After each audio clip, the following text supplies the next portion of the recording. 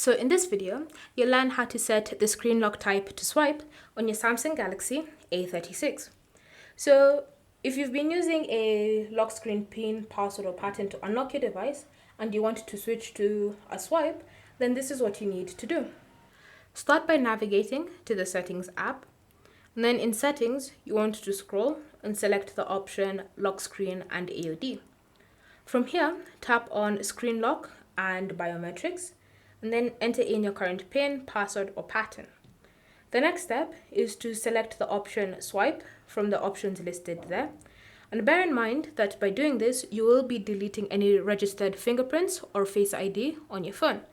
If you're fine with that, just tap on Remove Data and confirm your choice. And then you will have successfully set the screen lock type to swipe. So now, whenever your phone is locked, all it takes to unlock it is just a simple swipe up and your phone is unlocked. Thank you for watching. If you have any questions or comments, leave them down below and we'll get back to you.